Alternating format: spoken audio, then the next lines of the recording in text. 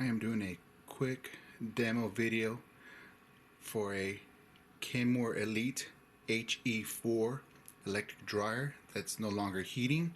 I have determined the heating element has broken and needed to be replaced. I am a DIY person. I'm not a professional.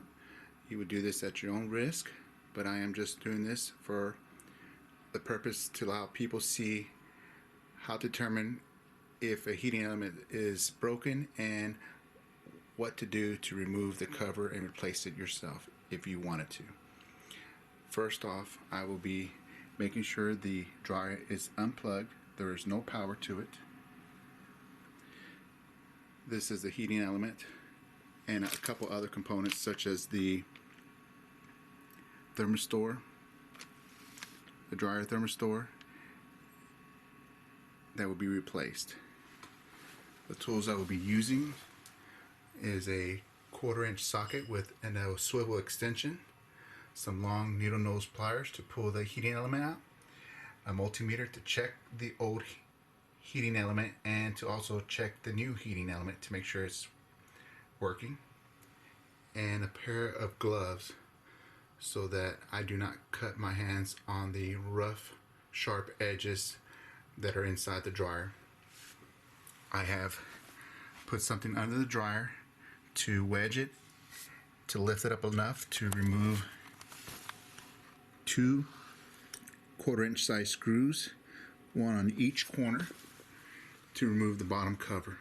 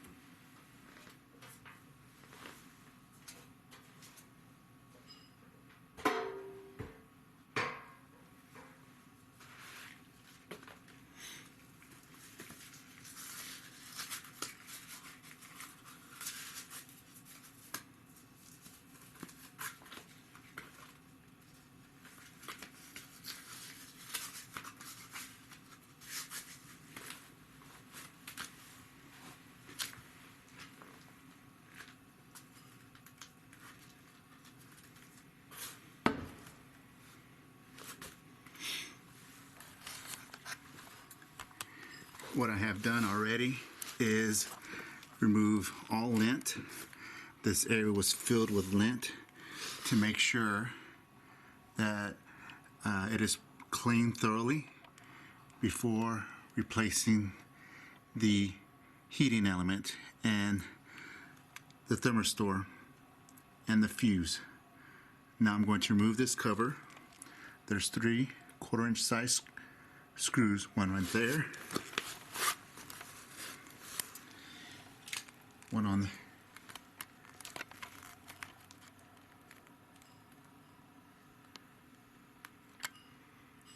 one right there, and the one up top. Let's zoom out. We need to remove this cover to replace the fuse and the thermostat.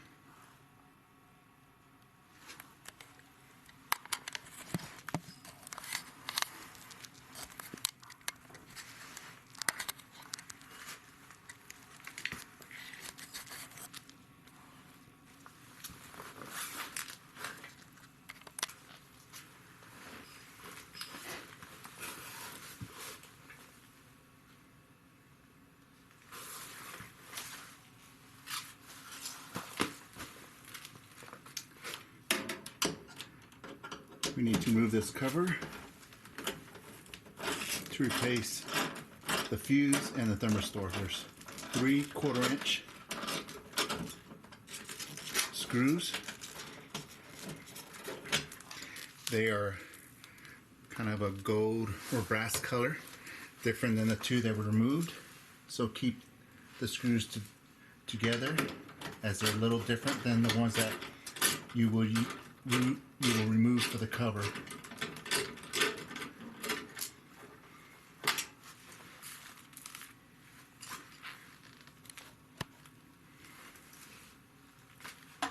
The third one is up on top. A little hard to see unless you look under this cover right here.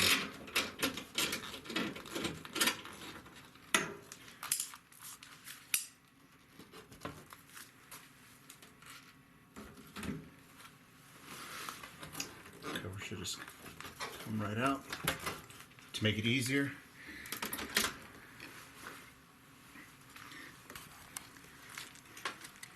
you'll want to remove the screen.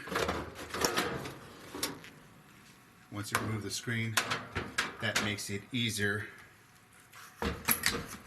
for this cover to slide right out, just like that.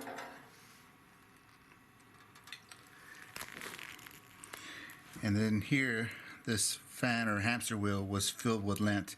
That's something you want to go ahead and clean out when replacing any of these fuses or sensors, which I will be replacing that fuse right there. And then I'll show you next how to get to the heating element. There's 2 screws, 1/4 inch size screws, one at the bottom and one underneath.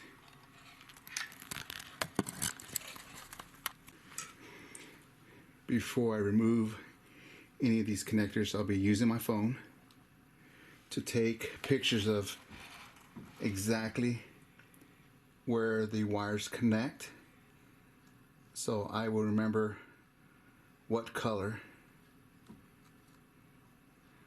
went where.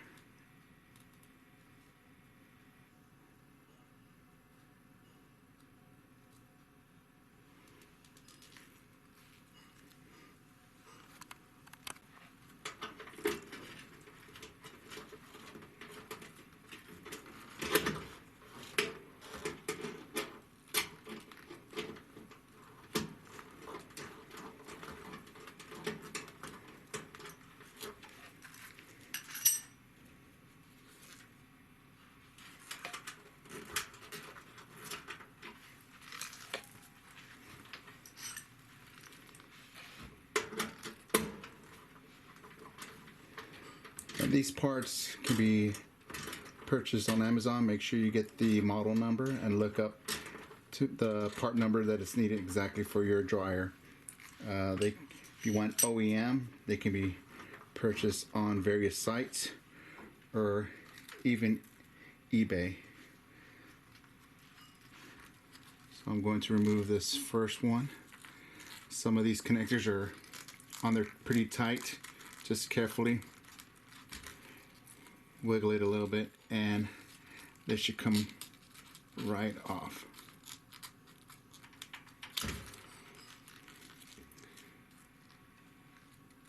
The first part I'm going to be replacing. That's the thermistor, and then this next one is the dryer fuse. And I'll show you why I am replacing the dryer fuse. Even though I was able to test it for connectivity, it looks like it's damaged. And I'll show you how I was able to test it.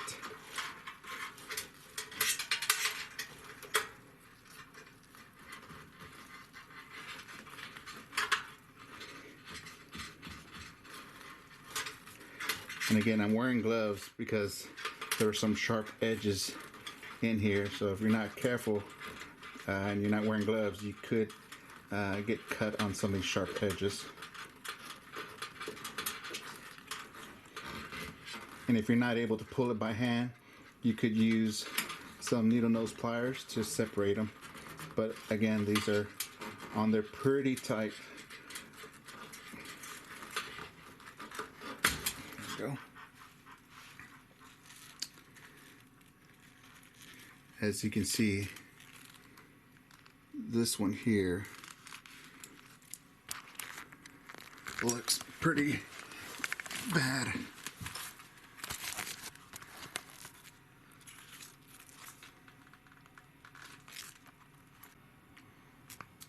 Alright, here's the fuse, the dryer fuse that I'm replacing. This is the old one. As you can see, the connector was already coming out. It looked like it's pretty melted, even though it seems to be working. But since I'm already in here, I'm replacing it with this new one here. This one's a new one that I ordered from Amazon, but again, you can order OEM factory parts on eBay and other various sites. Just gotta know your model number of your dryer, and then you can look up the part number that's in here. This is the number that's on the factory one. The way I tested it was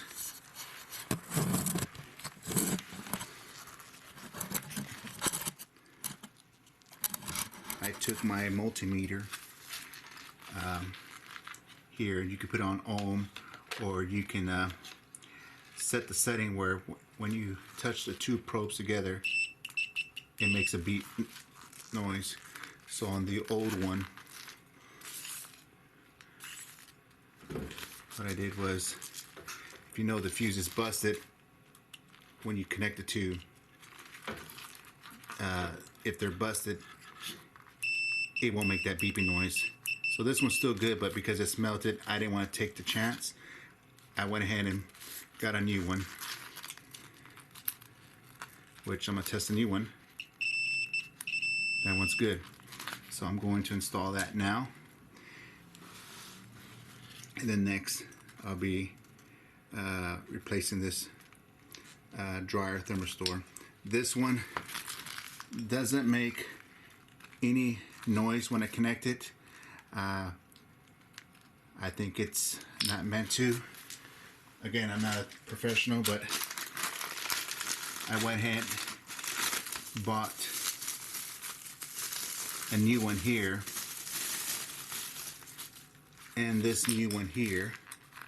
It's not a factory one, it's an aftermarket one. But when I touch the probes to both, this one, same thing. I'm still just gonna replace it. My dryer's, you know, over 15 years old, and since I'm already in here, I'm just gonna go ahead and replace it. I may order an OEM one later, but for now, I'll be using this aftermarket one. So I'm gonna go ahead and put these parts back in.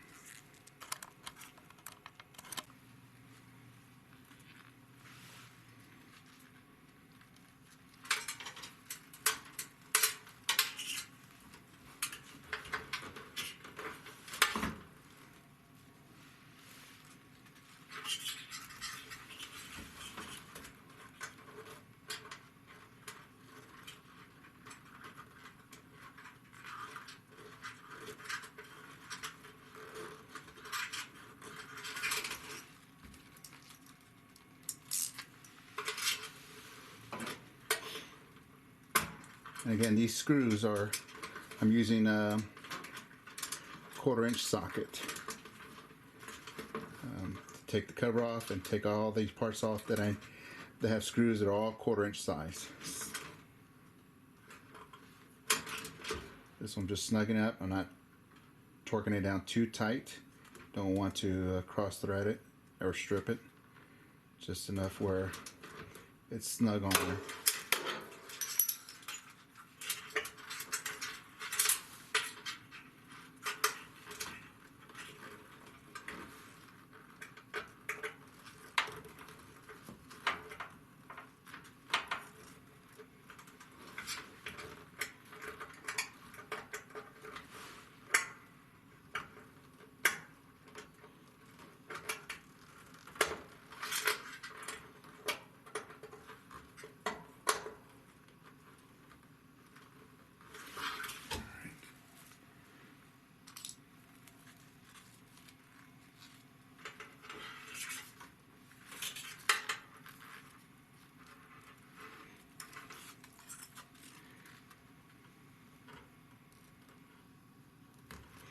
Doesn't look like these have a direction going. I don't see a notch or anything that indicates what direction it goes. So I'm just gonna put it in.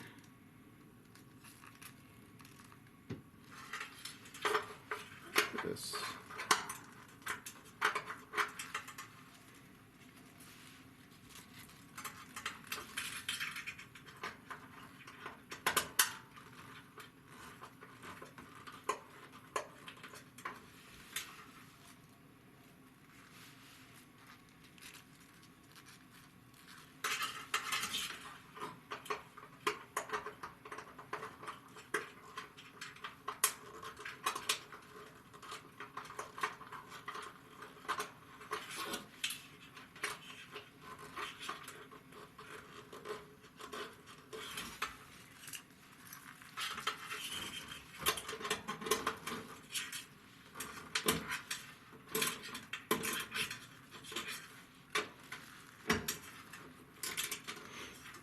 And these parts are fairly cheap. That's why these aftermarket ones are fairly cheap. They're like less than $10 each.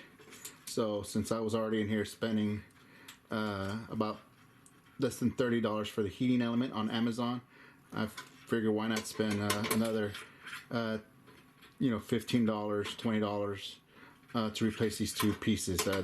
I think I spent $7 for each one, so about $14 plus tax.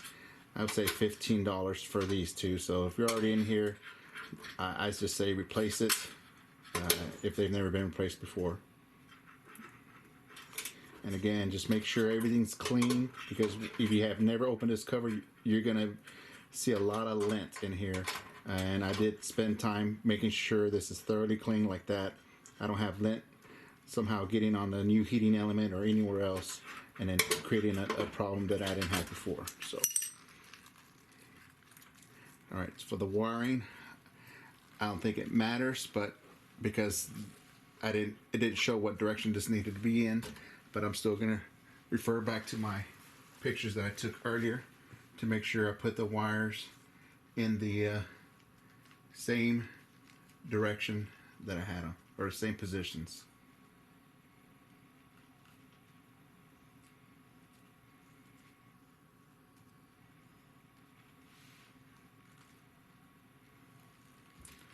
All right. Okay, so the black was on the left, red on the right.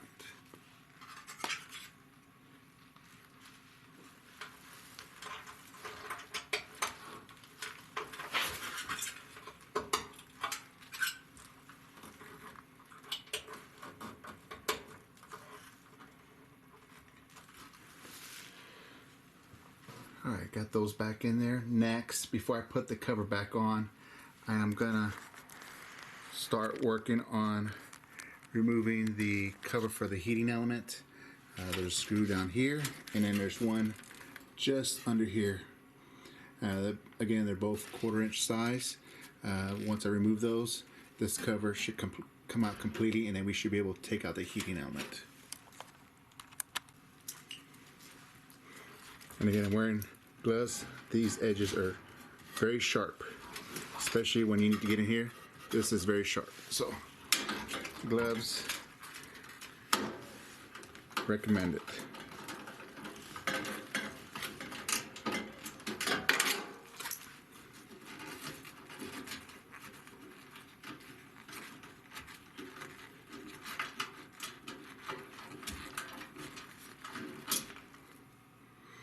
First screw. The second one is down here.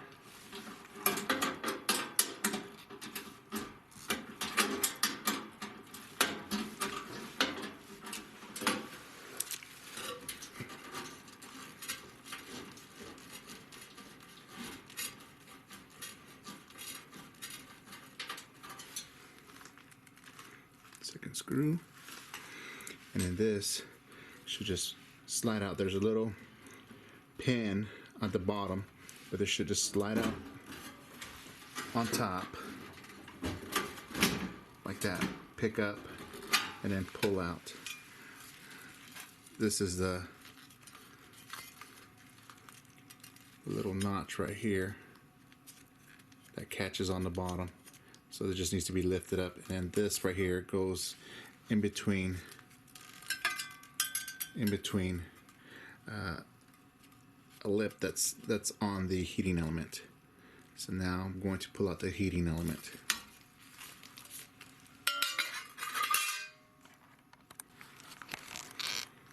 To pull out the heating element, there is one screw just on the other side of these connectors here.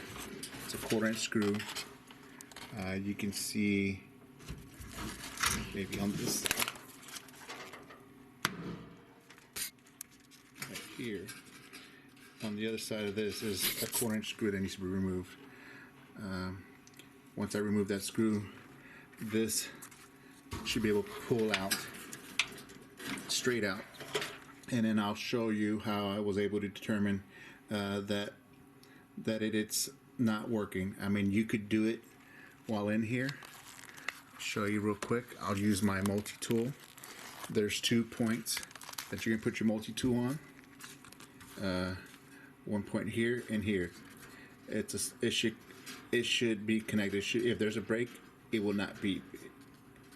And that's how you know without having to visually inspect it. So I'm going to show you real quick before I pull it out.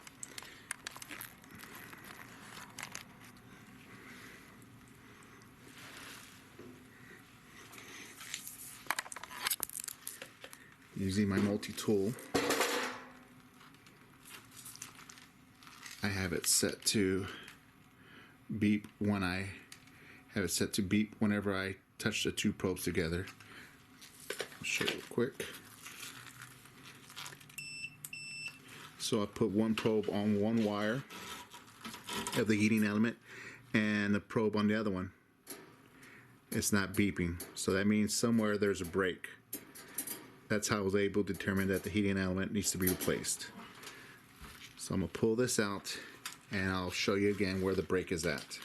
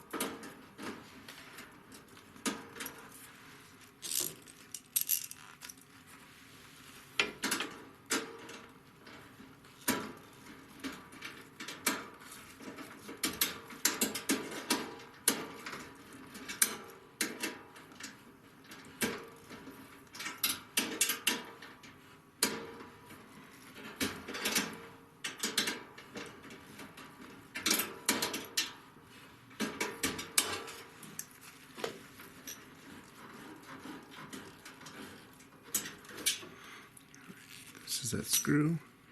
Remove to get the heating element out. Keep that separate from these other 2 screws.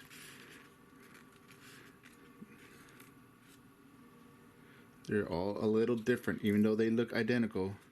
Like this one here, it's hard to see in the camera, but there's a little, it's got some ribs on there, some teeth where it grabs onto. This is the one that goes on the bottom of that bracket. This other one goes on top. So just make sure you remember where the screw goes. All right, I'm going to disconnect the wire. The red on mine, which is a Kenmore Elite HE4 electric dryer, the red with the white stripe is on the bottom, and the solid red wire is on top. So pulling that out, this is wedged in there. It should just pull straight out. I'm just grabbing from right here and pulling straight out. It's on a channel where it just slides straight out. And again, you should be wearing gloves because these edges are extremely sharp.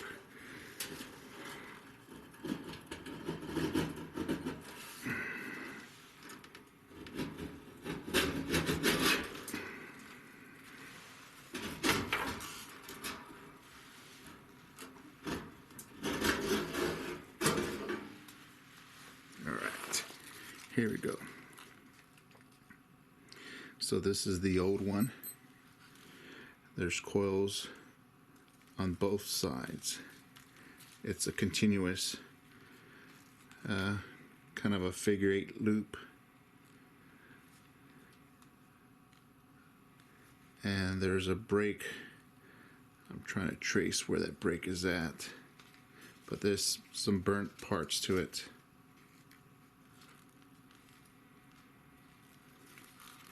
I think the break is on this side.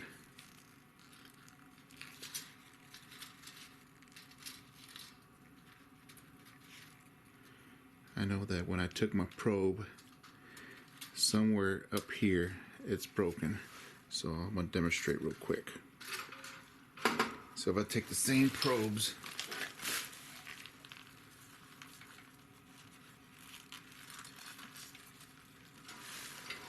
make sure I'm put on one end, nothing there. If I move it down here,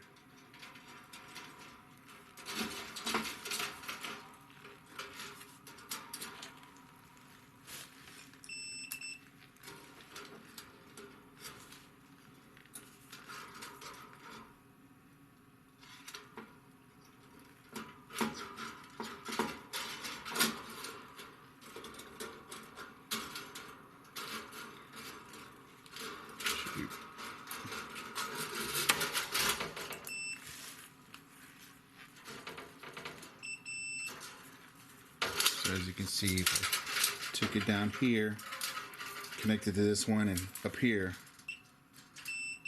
is beeping.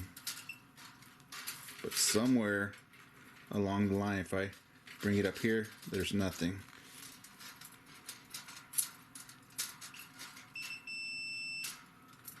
But up here, nothing. If I move it up here, this probe up here,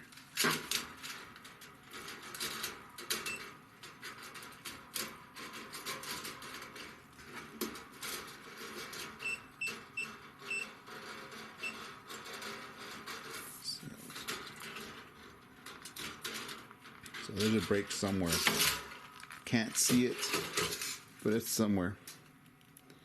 But what I'm gonna do now is get the new one out and show you that from the both ends it should have connectivity. Alright, here's the new one. According to the instructions, you want to visually inspect it. Make sure that none of these coils are touching the metal frame that was shorted out. We'll make sure none of these coils are touching each other. They should be separated. I'm assuming those white ones, those white clips, maybe out of ceramic to handle the heat. But we will be making sure that nothing is touching the frame or the base. The next step I'm going to take before I install it is make sure that at these two connection points, I take my probe, my multimeter probe, and make sure that there is connectivity from one end to the other. You should hear a beeping noise. Alright, before I install it, taking my probe, set it to a setting where when I touch both probes, it makes a beeping noise. When I touch both ends, they should beep. That tells me that this heating element is working properly. Whereas my old one, right here,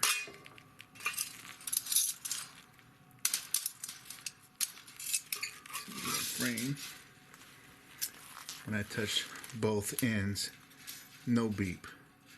So So this one has a broken, this is a broken heating element. Somewhere there's a break.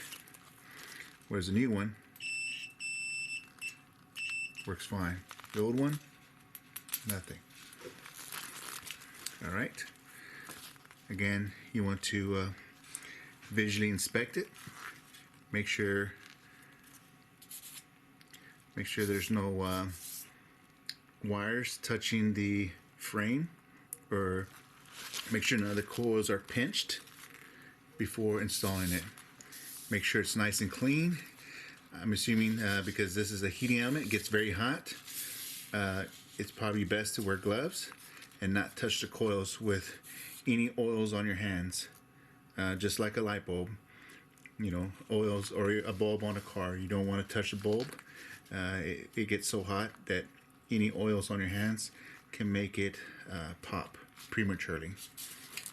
So I'm just visually inspecting it before I put it in here.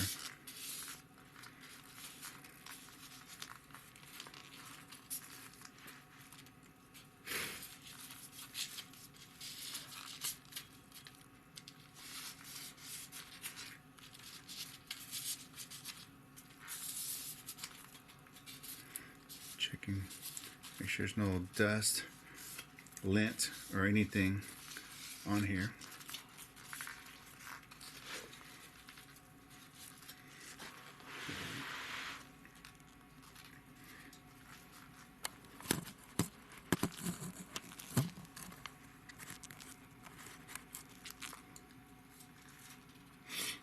Now I'm going to carefully put it in here. Try not to bump it against anything to protect the coils.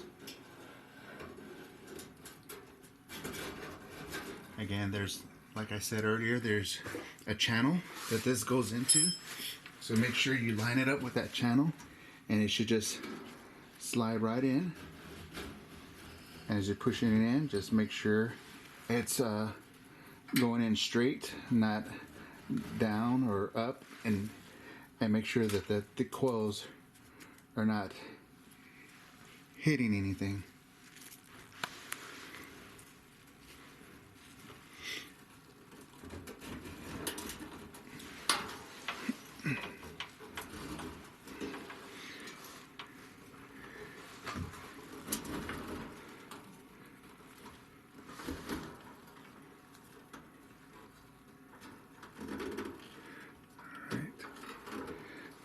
Looks like it stopped. And just a reminder again, wear gloves. These edges are extremely sharp. You will cut your hand putting pressure on any of these edges. All right, now that's there. Taking the 1/4" screw I took off, I'll be putting that back.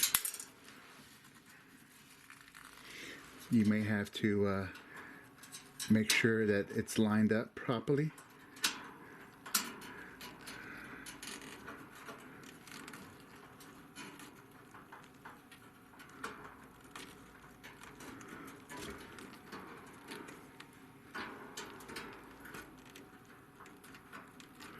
I can see it's lined up. So we get my other hand in here.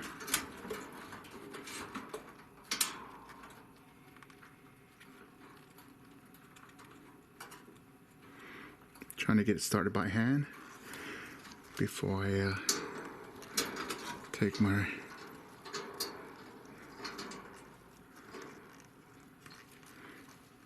ratchet and screw it in. Just make sure it's in the righty-tighty position. Get it in there.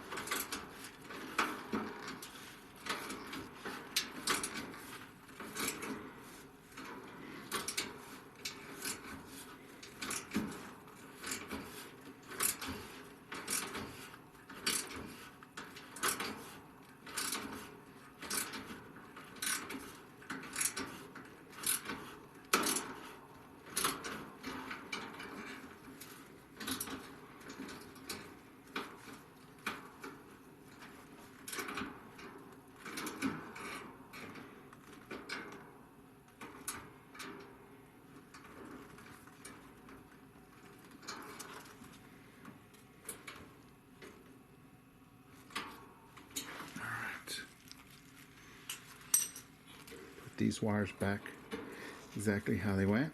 The red and white at the bottom, and the solid red on top.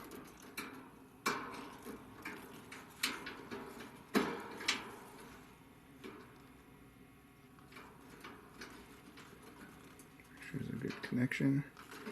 Make sure they're not loose. If they're on there loose, you might want to crimp them a little bit so these feel tight. They do not feel loose. I'm going to go back with my multimeter, make sure both ends are good. Yep, we're good. So now I'm ready to put the cover back on.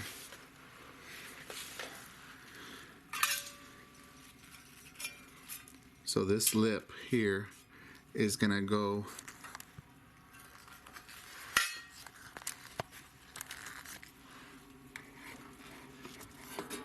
through this little hole right here.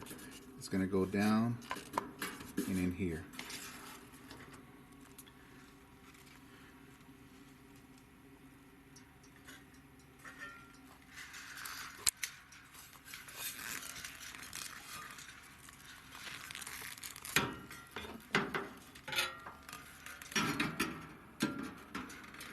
And you have a little notch down here. I can't pick it up, but there's a little notch right there. It's gonna go in that little hole right there on the side. Put the camera down, make sure I can do this properly.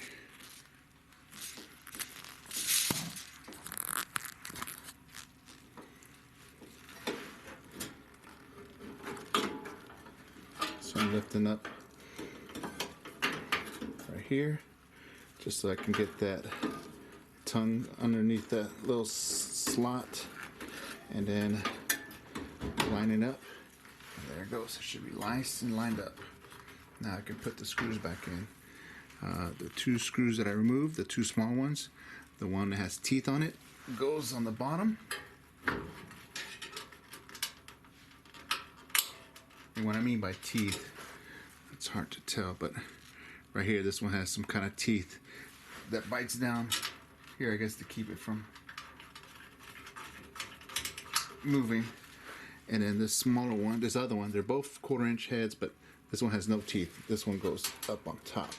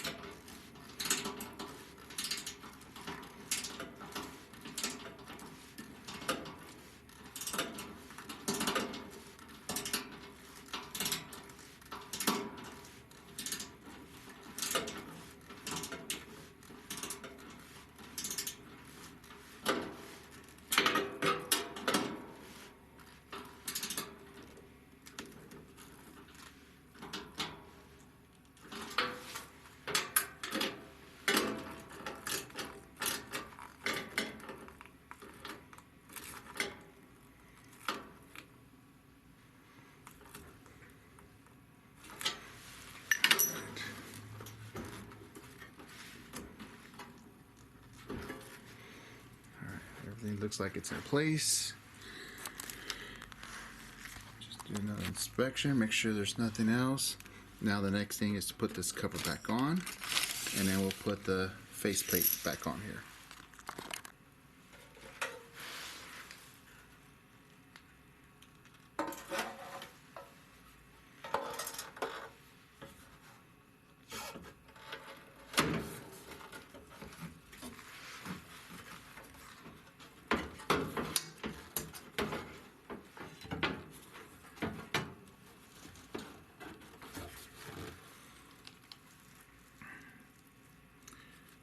and this one uses those brass or gold looking screws. They're all the same length. There's 3 of them.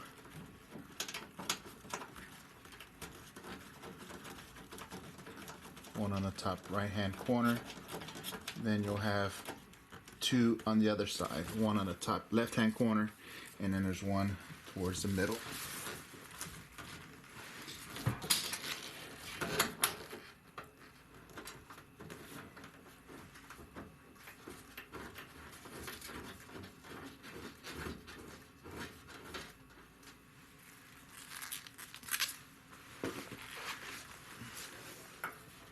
Way up here.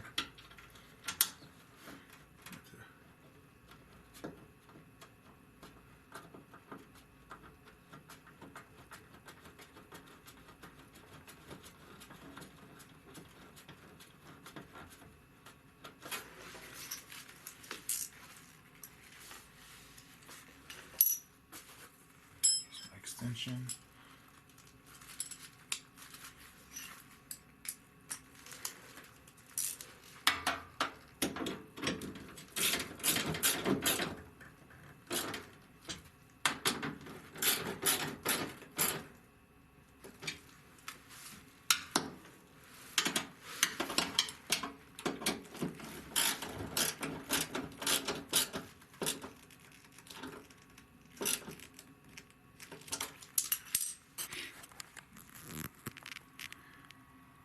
You can see that gold screw right there coming out.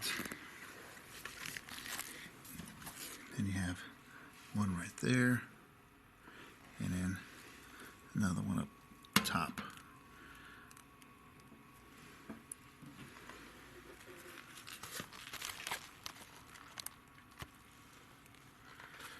Okay, so now the next thing I'll do is put the cover back on.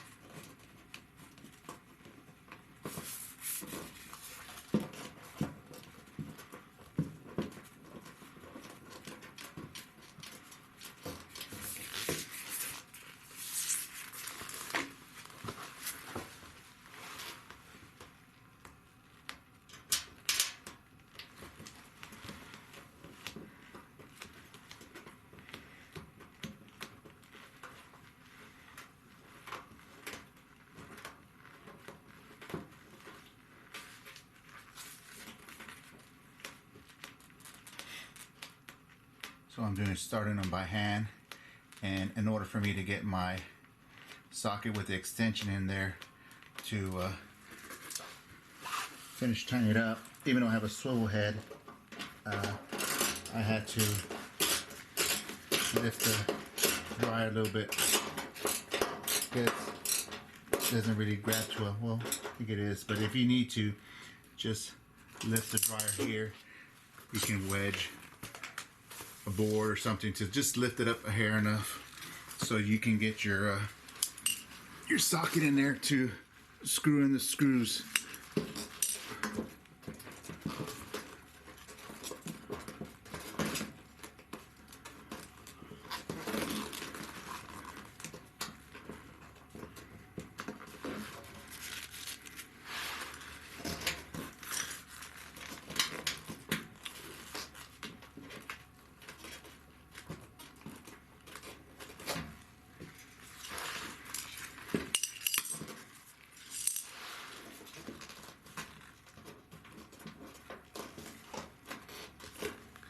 Take off my glove.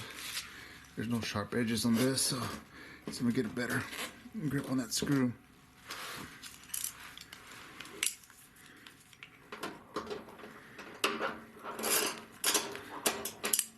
Yeah, I'm gonna have a hard time. So, like I said, just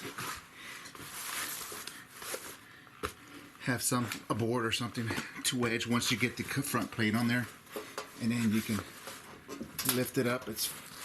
You might need a second person to help you, but once you get it lift up, it should lift up enough where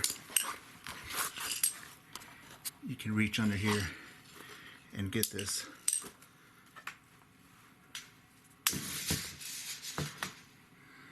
Get that last screw that's right there.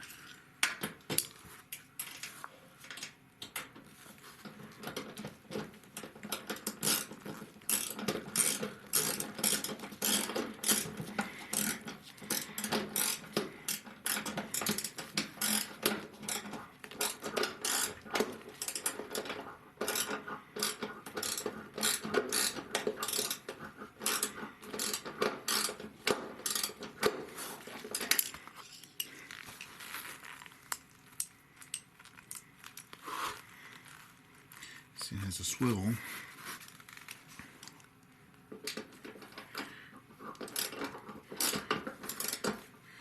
it goes. All right.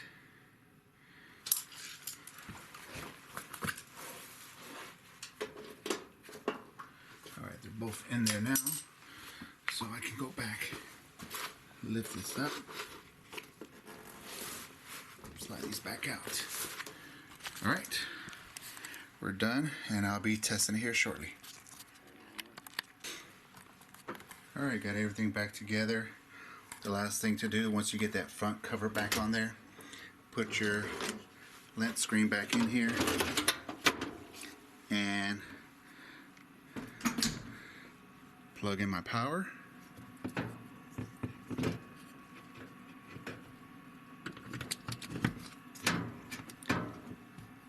Power's plugged in.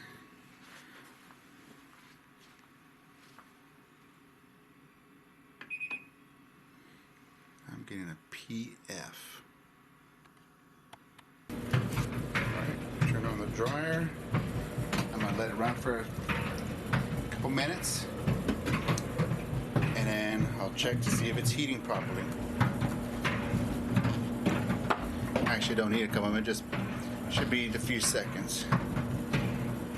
Alright, let's take a look at it.